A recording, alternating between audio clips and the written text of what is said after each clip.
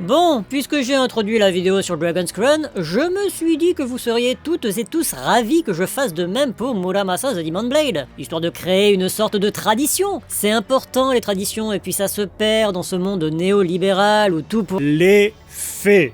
Les fées? C'était dans Odin Sphere, y a pas de fées dans Muramasa. Oui, bon, ça va, je sais, à chaque fois c'est la même chose. La liberté d'expression est en danger, je vous le dis. Bref, il existe deux versions de Muramasa The Demon Blade. Oboro Muramasa de son nom original, la plus connue et la plus culte se trouve sur Wii, sortie en 2009. Mais en 2013, une version PlayStation Vita a été éditée. Les deux versions ont été testées. Cependant, les captures de cette vidéo proviennent de la version Vita. Sur cette version, la maniabilité a été légèrement revue, et si la vidéo ne contiendra pas de comparatif, sachez tout de même qu'elle est plus dynamique, plus réactive, et donc plus agréable à jouer. Cependant, elle ne dispose plus de la traduction française, et si elle permet effectivement d'accéder à des bonus comme de nouveaux personnages, il s'agit de DLC, et nous ne les aborderons pas dans cette vidéo. Donc, cette critique est valable pour les deux versions. De plus, le jeu n'a jamais été réédité et coûte cher. Nous nous désolons du fait qu'il soit illégal d'y jouer en émulation, car la version Vita, avec l'upscaling, est peut-être encore plus jolie que la version Wii passée dans une Wii U pour y jouer sur une télé HD. Et elle est, encore une fois, beaucoup plus agréable à jouer avec une manette Xbox, par exemple, qu'avec un contrôleur Wii. Mais hélas, c'est parfaitement illégal, même si c'est très simple à faire. Donc nous nous désolons que vous ne puissiez pas en profiter. Comment? Vous dites? Comment ont été réalisées les captures? Il nous a fallu une console modifiée branchée sur PC, puis nous avons retraité l'image, bref, un travail titanesque. Mais je vous épargne les détails car il est temps de se lancer dans le générique.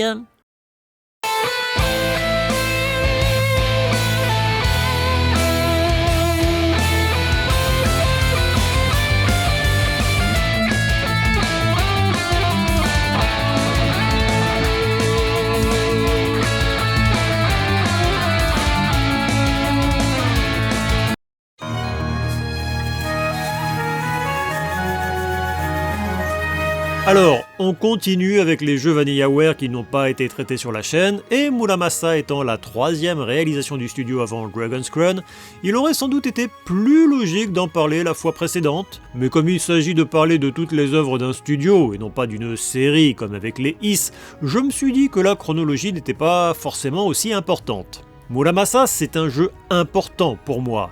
C'est mon premier contact avec VanillaWare. J'ai d'abord été scotché par l'esthétique, car je ne peux que le répéter de vidéo en vidéo, mais c'est ce qui frappe en premier avec les créations du studio. De plus, la proposition d'un beat'em up en 2D n'était pas forcément inédite à l'époque. Il y avait Beautiful Joe qui, sans être un succès, avait pas mal fait parler de lui. Mais c'était quand même bien moins fréquent que dans les années 90. Pas franchement tendance, et moi c'est typiquement le genre d'expérience qui m'attirait. Je l'ai fait plusieurs fois, ne serait-ce que pour faire les deux campagnes qu'il propose, car, on verra ça plus tard, mais il y a deux personnages jouables dans Muramasa, avec deux histoires, et également pour tester le portage sur Vita sorti en 2013. Il est temps de vous présenter Muramasa. Nous sommes donc sur la troisième création du studio, et on pourrait le classer dans la catégorie Action RPG. Mais tout comme Dragon's Crown, cependant pour des raisons radicalement différentes, j'ai tendance à le considérer davantage comme un beat'em up avec des éléments de RPG. Après s'être dans un premier temps attaqué à une relecture de la mythologie nordique, puis avoir créé un jeu tyran du côté de la fantasy, mais dans un esprit plus proche d'une saga comme Harry Potter que de Tolkien ou Donjons et Dragons, ce qui sera le cas avec Dragon's Crown, le studio s'attaque cette fois de manière presque attendue au Japon, avec toujours beaucoup d'éléments mythologiques et folkloriques, mais aussi un aspect historique, bien que fantaisiste. Ce qui domine reste l'impression d'évoluer dans un univers fantastique. L'intrigue est cette fois centrée sur des humains, ce qui change des jeux précédents. D'ailleurs, grâce à l'architecture, aux vêtements, au fait qu'un des personnages soit un ancien ninja, mais surtout à la présence de Tsunayoshi Tokugawa, un shogun ayant réellement existé, on peut précisément dater le scénario, qui se déroule donc quelque part entre la fin du XVIIe siècle et le début du XVIIIe, c'est-à-dire l'ère Ganoloku, qui est une période assez courte de l'histoire du Japon. Et, au cas où, si vous l'ignorez, Un shogun, c'est tout simplement une sorte de seigneur qui est à la tête d'une région du Japon et qui répond aux ordres de l'empereur. Enfin en théorie, car il y a eu des tensions et le pays était proche de la guerre civile alors que le shogunat avait pris le pouvoir, ne laissant à l'empereur que son titre. Muramasa est un projet de longue date et qui devait sans doute tenir à cœur à George Kamitani, le dirigeant de VanillaWare, et le cerveau derrière les créations du studio. En effet, le projet va naître durant la réalisation d'Odin Sphere, mais au lieu d'être la réalisation suivante du studio, il réalise d'abord Grim Grimoire. On ne connaît pas exactement les raisons, et ça pourrait être tout simplement parce que Muramasa a pas mal de points communs avec Odin Sphere, tandis que Grim Grimoire est un RTS, et que le studio était peut-être dès le départ attaché à proposer des expériences diversifiées. Il est aussi probable que Muramasa ait pesé lourd sur les finances, parce qu'il a coûté bien plus cher à développer et demandé beaucoup plus de ressources que Grim Grimoire, qui, malgré ses qualités, utilisait pas mal d'astuces pour rester peu coûteux. Et qu'à cause de divers imbroglios, Odin Sphere n'ayant pas pu sortir, il est probable que, comme souvent chez VanillaWare, les caisses devaient être bien peu remplies. En plus, à l'époque, le studio ne disposait pas encore du soutien d'Atlus, donc indirectement de Sega. Il était donc sans doute préférable d'attendre d'avoir des jeux sur le marché, et donc des rentrées d'argent, et même si leurs 2 premiers titres ne furent pas de gros succès, les ventes d'Odin Sphere furent correctes. Donc il s'agit probablement d'une des explications sur pourquoi le studio attendra avant de se lancer dedans, alors qu'il était pourtant déjà envisagé depuis plusieurs années. A mon avis, c'est une bonne chose, car je pense que dans le genre action RPG, pour ce qui est de la partie action, Muramasa est le jeu de la maturité. Car si je trouve Odin Sphere supérieur dans sa version PlayStation 4, ce n'est pas le cas de celle d'origine. D'ailleurs, je pense que la réussite du remake de leur première création doit beaucoup à celle de Muramasa. À sa sortie, il reçoit un bon succès d'estime. Mais contrairement à ce qu'on pourrait penser, les critiques ne seront pas forcément dithyrambiques. En France, Gamekult, qui était encore fort exigeant avant son récent rachat, lui avait donné un beau 8 sur 10. Et au Japon, Famitsu s'était contenté d'un 34 sur 40, ce que personnellement, même si ça reste une note honorable, vu la tendance de la presse vidéoludique à noter généreusement et la grande qualité du titre, me paraît un peu sévère, voire à côté de la plaque. On le sait, il y a eu une longue période où les journalistes accordaient un peu trop d'importance à la technique pure et dure, donc la 2D n'avait franchement pas le vent en poupe. En tout cas, Muramasa a été l'une de ces œuvres dont on a beaucoup entendu parler, qui est aujourd'hui considéré comme un des tout meilleurs softs de la Wii, mais qui fut, hélas, un échec sur le plan commercial. Il faut croire qu'en 2009, le public était encore et toujours essentiellement, lui aussi, tourné vers la 3D, malgré le début d'un retour des platformers classiques, avec l'excellent Rayman Origins et les moins bons mais corrects New Super Mario Bros, qui se sont très bien vendus. Je crois aussi qu'une des explications de cet échec fut l'exclusivité Wii, puisqu'il s'adresse avant tout à un public fan de jeux vidéo, alors que la machine de Nintendo était la console familiale par excellence. Et nous étions à l'époque dans une période où il y avait une véritable polarisation entre joueurs réguliers, davantage tournés vers Xbox et PlayStation, et joueurs casual qui se retrouvaient plutôt dans la machine de Nintendo. Même si, oui, il y avait de très bons titres orientés, et je mets des guillemets pour ce mot que je n'aime guère, gamer sur les machines de Big N, ne serait-ce que les Castlevania sur DS, mais c'était la plupart du temps des échecs commerciaux. Assez parlé du contexte, rentrons dans le vif du sujet. Ah, bah il est temps, je commençais sérieusement à me faire chier moi. Je me trouve désemparé devant mon manque de répartie et cette impolitesse. On se croirait sur X. Je préfère ignorer et passer à l'histoire. On débute l'aventure en ayant le choix entre 2 personnages. Il y a Momohime, une princesse dont le clan a été détruit et qui se retrouve possédée par l'âme d'un défunt nommé Jinkuro, et c'est celui-ci qui nous demande de partir à l'aventure pour récupérer une épée qui pourrait le libérer, et donc la libérer de cette possession. Cette partie est rythmée par le fait que l'héroïne n'est pas franchement partante pour partir au combat, et que c'est l'âme qui la possède, à force de divers chantages et persuasions, qui va devoir la pousser à continuer l'aventure. De plus, ils vont se retrouver mêlés à un complot qui implique le shogunat. On a donc une double intrigue qui se recoupe.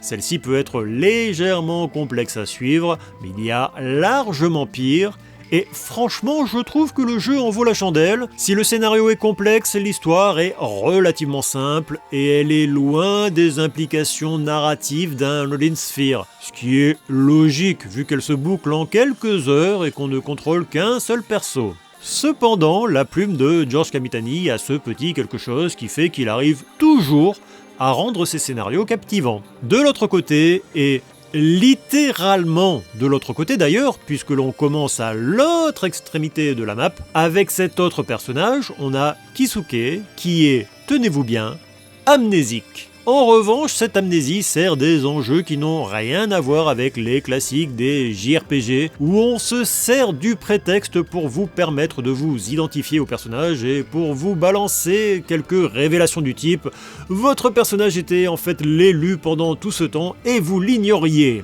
Oh là là, mais à chaque fois je suis sur les fesses, je ne m'y attends jamais. Non, ici, cette amnésie fait que son clan l'accuse d'avoir trahi et d'être responsable d'un méfait qu'il ne se souvient pas avoir commis. Et en plus de ça, ce que j'ai trouvé particulièrement intéressant, le personnage aura un conflit de loyauté entre son clan et une princesse en difficulté, plongée au cœur d'une guerre qui implique des revenants. Si je préfère l'histoire de Momohime, ce n'est qu'une question de goût, car ce scénario, un peu plus épique, est également très agréable à suivre. Cependant, je n'en connais pas encore la conclusion, mais je compte bien aller au bout, poussé par le gameplay, mais aussi par l'envie de connaître la suite de l'histoire. Ce qui est surprenant, c'est que, en tout cas là où j'en suis, s'il y a des endroits communs aux deux histoires, elles sont séparées et les deux héros ne se croisent que très rarement. Le seul vrai lien, ce sont les sabres. En effet, nos deux personnages ont accès au sabre forgé par l'illustre Muramasa qui, bien qu'il soit décédé, continue à forger des armes.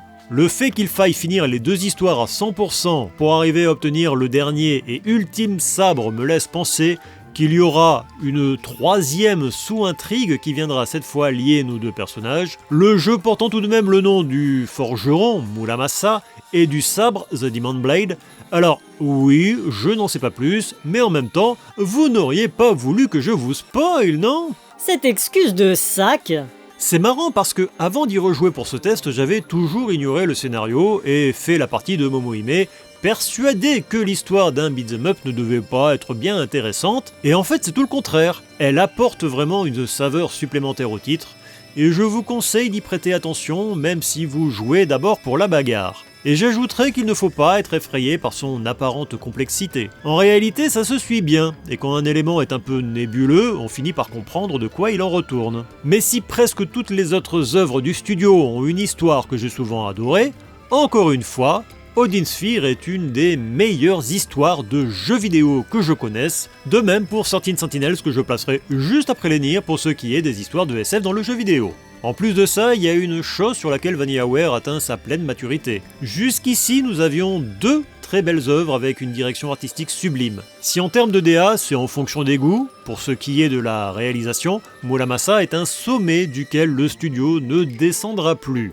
Si on compte Princess Crown comme le premier jeu de George Kamitani avant la création de VanillaWare, on voit que dès le départ l'ambition est là, mais on assiste à une véritable montée en puissance qui atteint son plein potentiel ici. VanillaWare a atteint sa forme Super Saiyan balançant la concurrence à grands coups de Kamehameha. C'est une métaphore certes improbable mais assez juste. Surtout qu'en 2009, on était encore loin de la nouvelle vague indé avec des créations qui s'affrontent sur ce terrain en essayant de proposer la plus belle DA, avec au choix le pixel art le plus détaillé, les décors réalisés à la main, tout ça n'existe pas encore. Ce qu'on va trouver de plus proche, ce sont les jeux Nintendo des licences Kirby et Yoshi, qui vont rejouer sur les textures et les matières pour arriver à de très jolis rendus. Avec Muramasa, on a quelque chose de complètement inédit, en dehors du studio, qui attire immédiatement l'œil. Vous pouvez le voir avec les captures, les couleurs sont très saturées et il n'hésite pas à mettre en avant un univers adulte avec son côté japonais qui saute aux yeux, que ce soit les décors, les personnages, la décomposition des mouvements qui met en avant le fait que les héros se battent comme des ninjas, comme pour les ennemis humains. Car évidemment, pour nourrir son histoire, le studio pioche allègrement dans le folklore pour proposer toutes sortes de créatures, allant des classiques femmes renards et yokai, jusqu'à des monstruosités tout droit sorties des enfers. Dans la critique de Dean Sphere, je parlais de l'animation un peu particulière, éloignée du pixel art, et devenue typique du studio que l'on retrouve dans pas mal de jeux mobiles. Seulement, encore une fois, on est en 2009, et à cette époque, les smartphones débarquaient depuis peu, et ce sont surtout des runners ou des puzzle games à la Tetris, donc c'est un style encore une fois très original. Il est sans doute moins onéreux que le pixel art, mais à mon avis avant tout influencé par les marionnettes japonaises de grande taille qui, lors des spectacles, sont animées par plusieurs marionnettistes d'ailleurs volontairement visibles par le public et dont les membres articulés m'évoquent la manière dont VanillaWare anime ses personnages. D'ailleurs, une petite parenthèse pour ceux qui l'ignorent, le pixel art coûte cher, très cher, et parfois plus que la 3D pour des créations qui n'ont pas l'ambition d'un jeu Rockstar ou autre blockbuster. Donc, l'alternative utilisée est sans doute économique en plus de faire sens. On peut aisément comparer avec Princess Crown qui, lui, présente une 2D classique avec une DA proche et je trouve le résultat moins réussi alors que je suis absolument fasciné par le pixel art. Sinon, je dois avouer qu'en démarrant la console, en bon occidental, je m'attendais à une influence majeure de l'estampe et ce n'est pas vraiment le cas. Les couleurs sont trop vives et le trait n'évoque pas les gravures des maîtres les plus célèbres de l'ukiyo-e que sont Hokusai et Hiroshige.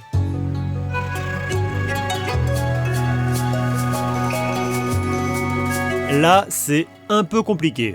En fait, comme pour l'esthétique, pour ce qui est du beat'em up 2D, le studio est à son sommet. Autant sur Dragon's Crown, l'utilisation de la profondeur de champ comme dans un double dragon fait que le gameplay est différent de celui de Dean Sphere, autant Muramasa qui ne possède pas cette dimension s'inscrit dans la continuité de son grand frère. D'ailleurs, on sent que le gameplay plus nerveux et direct de Muramasa servira ensuite de base au remake PlayStation 4 de Dean Sphere pour créer ce qui deviendra le meilleur gameplay typé beat'em up du studio. Donc, si vous avez vu la vidéo, je vais me répéter. Si vous ne l'avez pas vue, eh bien, allez la voir, mais je vais tout de même reprendre les grandes lignes. Et surtout, je vais développer les spécificités de cet opus qui font sa personnalité. Par contre, je ne vais pas le répéter à chaque fois, donc je le dis une fois pour toutes, je trouve que les contrôles sur Wii n'ont pas très bien vieilli, en particulier pour des jeux d'action. Sur celui-ci, il y a un petit côté frustrant au départ parce qu'on se dit qu'il manque un chouïa de dynamisme dans la manière dont répondent les inputs. Peut-être à cause d'un léger lag, pour que ce soit aussi satisfaisant que ça pourrait l'être. Cependant, au bout de 20 minutes, on est dedans et c'est carrément jubilatoire, donc rien de dramatique. Sauf si vous avez touché à la version Vita, où justement on s'aperçoit que les développeurs étaient conscients de ce souci, puisqu'un des arguments de ce portage, c'était justement le dynamisme des contrôles qui a été revu. Et j'ai même entendu dire par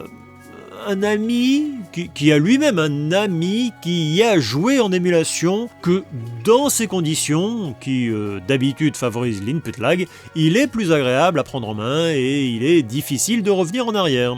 Alors, pour ce qui est de la base, on l'a dit, on est sur un action RPG en 2D à défilement horizontal qui se joue comme un beat'em up un peu particulier puisque les rencontres sont aléatoires et se font par vagues d'ennemis, ninjas ou créatures, voire les deux. On se promène donc dans des grandes zones ouvertes séparées par une carte sous forme d'overworld à la Super Mario. À l'intérieur de ces zones, on peut emprunter divers chemins. En gros, vous avez un grand espace de forêt avec ses objets à ramasser, des âmes, mais on va y revenir, et des ennemis. Pour les combats, même s'ils sont aléatoires et se déclenchent comme une séquence à part, avec à la fin un tableau de score, on n'a pas du tout l'impression, comme dans un Tales of, d'avoir une rupture dans notre cheminement. Le décor ne change pas, les ennemis débarquent simplement et on doit tous les éliminer avant de continuer notre route. Et ça se joue tout seul, c'est un vrai plaisir tant c'est fluide, nerveux, avec une palette de coups diversifiée. D'ailleurs, si au départ on joue un peu à la Tekken en appuyant sur les boutons au hasard, plus on avance, et même s'il n'est jamais très difficile, plus il vous demande d'utiliser certaines techniques, et plus vous allez devoir contrôler votre perso de manière précise. D'ailleurs, si ça en a fait râler certains, j'ai trouvé la manière de gérer la difficulté brillante. Les ennemis montent en niveau en même temps que nous, ce qui évite le syndrome de « si je fais de l'XP, je vais rouler sur le jeu ». Ça n'est valable que pour les boss. En revanche, les types d'ennemis vont devenir de plus en plus complexes à aborder. Ainsi, au fur et à mesure, vous allez passer de simples ninjas trash mob à des créatures ou humains qui lancent des projectiles, volent, se mettent en garde, vous forçant à utiliser une technique pour briser leur arme. Bref, Muramasa gère parfaitement sa courbe de difficulté, et si vous voulez un challenge plus relevé, il y a un mode difficile qui vous demandera de vraiment jouer de manière technique. Le petit bémol, c'est que Kisuke et Momohime ont exactement le même moveset, et heureusement que l'on ne traverse pas toujours les mêmes zones et que certains boss sont différents, ce qui ajoute de l'intérêt au fait de faire les deux scénarios. D'ailleurs, les boss, parlons-en, certains sont plus difficiles que d'autres, mais ils sont très réussis, avec parfois une mise en scène vraiment cool. Comme dans tout bon beat'em up qui se respecte, vous avez la possibilité de scorer et vous avez un compteur de combos. D'ailleurs, la version Wii permet de faire des juggles à l'infini avec le corps d'un adversaire, faisant ainsi monter artificiellement la jauge de combo, un défaut qui a été corrigé sur Vita. Sinon, parlons de la mécanique qui donne son nom au jeu et qui le rend encore plus jouissif. Lorsque vous tuez des ennemis, vous amassez des âmes et vous pouvez également en ramasser dans les niveaux. Et comme on est dans une création de VanillaWare, il y a de la nourriture, plein de nourriture. Celle-ci a deux utilités. Elle vous permet de vous soigner et d'acquérir des esprits. Oui, les âmes et les esprits sont deux ressources différentes, en plus de l'argent qui vous permet d'acheter les classiques potions et bien sûr la nourriture. Dans Muramasa, vous vous battez au sabre, ce qui est, je trouve, très cool. Et si le leveling ne vous permet pas de monter en puissance sans que les ennemis suivent, avec un nombre suffisant d'âmes et d'esprits, vous pouvez forger des sabres qui, eux, sont de plus en plus puissants. En plus de ça, leur force est exponentielle, ce qui donne un aspect jouissif au fait d'obtenir de nouveaux sabres. Le choix des armes se fait sous forme d'un arbre de compétences qui vous invite à choisir une branche, et si les sabres des deux héros sont différents, les deux arbres sont toujours visibles et se rejoignent pour forger l'arme la plus puissante. S'ajoute à ça le fait que chaque épée a un coup spécial qui lui est propre, même si la plupart sont recyclés, donc pas réellement uniques, et peuvent accorder des bonus. Vous pouvez équiper 3 sabres différents que vous pouvez changer hors combat, plus une pièce d'équipement qui vous apporte des bonus, comme de l'attaque ou de la vitalité supplémentaire. Ça a son importance, car certains coups, plutôt que de faire baisser votre vie, font chuter une jauge correspondant au sabre équipé, et quand elle tombe à zéro, l'arme se brise et il faut en changer, ce qui est d'ailleurs l'occasion de délivrer un coup spécial qui touche tous les ennemis à l'écran. Bon, pas de panique, on n'est pas dans Zelda, et si vous n'utilisez pas une arme, elle se répare avec le temps. Et tous les jeux avec des armes qui pètent devraient faire ça. Par contre, si par exemple un boss parvient à briser vos 3 épées, là, vous ne faites plus de dégâts et vous allez devoir attendre, autrement dit, vous êtes dans la merde. Si ce système est loin d'être aussi complexe, c'est un peu comme les fusions des Megaten, ce qui fait le sel des affrontements et qui les rend uniques. Bref, je crois que j'ai fait le tour pour ce qui est du gameplay, passons donc à la suite.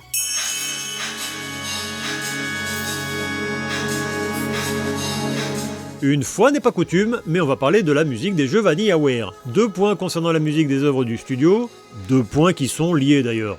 Le premier, c'est que, comme c'est le cas pour les graphismes, le gameplay ou le scénario, les bandes-son des différentes créations du studio bénéficient d'un soin indéniable, avec des mélodies travaillées et une ambiance qui y colle parfaitement. Le second, c'est que VanillaWare a pris l'habitude de toujours travailler avec le même studio, à savoir Basiscape, qui a été fondé par Hitoshi Sakimoto, et Hitoshi Sakimoto, c'est un vieux de la vieille, qui a commencé à bosser dans le domaine dès 1988, et qu'on connaît notamment pour son travail sur l'univers d'Ivalice, Final Fantasy Tactics, Final Fantasy XII, mais également des jeux comme Tactics Ogre, Breath of Fire 5, Valkyria Chronicles, beaucoup de RPG, mais pas uniquement, puisqu'il a composé pour Tekken 6 et quelques shmups, mais je vais pas non plus vous faire sa discographie. Et j'ai un petit problème avec Sakimoto.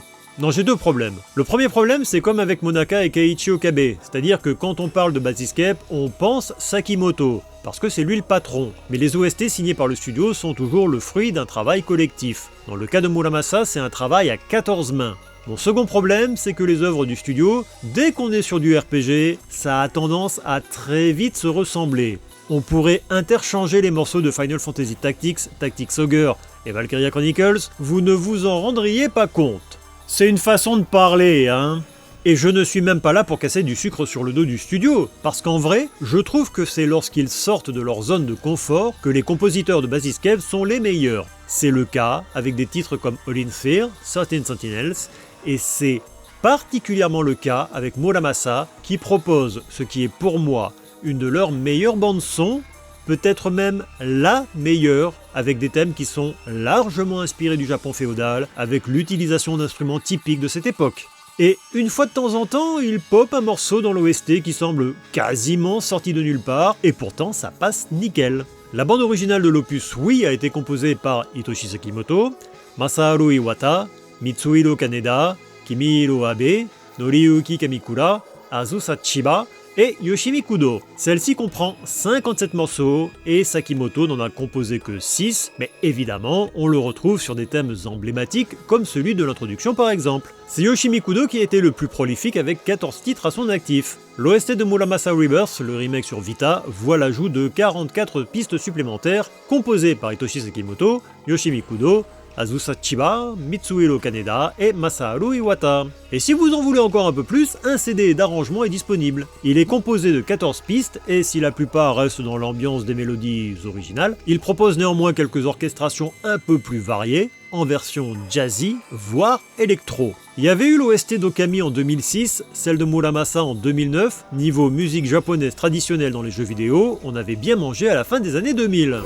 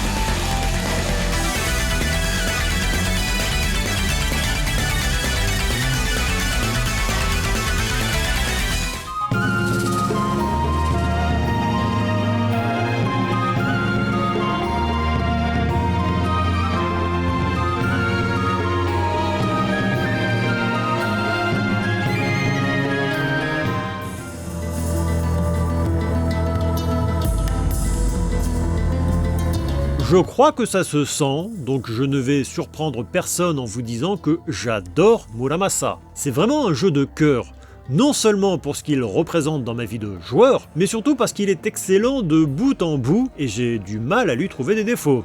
Certes, j'aurais aimé plus d'interactions entre les deux scénarios, ou encore de différences dans les movesets des persos, mais tout ce que je trouve de négatif à dire concerne des ajouts que j'aurais aimé avoir, et non pas son contenu, ce qui est bien la preuve que, selon moi, c'est un quasi sans faute pour le studio. Et pour conclure dans la foulée, je dirais qu'on a ici la première très grande création de VanillaWare, celui qui nous promet un superbe avenir pour le studio, enfin en termes créatifs. Parce que pour les finances, c'est autre chose. Certes, le remake de Dinsphere reste pour moi le chef-d'œuvre de VanillaWare pour ce qui est de ce type de gameplay, mais c'est bien Muramasa qui inaugure celui-ci. Donc, si la durée de vie de Dinsphere vous fait peur et que vous voulez vous essayer un beat'em up du studio avant, foncez, il n'a pas pris une ride. Ce genre de titre était hélas trop en avance sur son temps, comme souvent avec les créations de VanillaWare. Et s'il sortait aujourd'hui avec l'explosion du jeu indépendant et la recherche de diversité chez les joueurs, aucun doute que ce serait un succès. D'ailleurs, il n'est pas étonnant que le studio touche enfin à ce fameux succès public tant mérité aujourd'hui, car, je me répète, VanillaWare avait une vision et peu de studios peuvent se targuer d'un tel sans faute, même si pour ma part j'aime un peu moins Dragon's Crown, tout en faisant preuve d'une telle diversité. Même si j'adore Grim Grimoire, depuis Muramasa, c'est simple, tout ce que touche le studio se transforme en or. Alors, jouez à Muramasa ou jouez à des titres VanillaWare, parce qu'avec à la fois un tel degré d'excellence et une telle diversité, il y a forcément un jeu pour vous dans leur catalogue.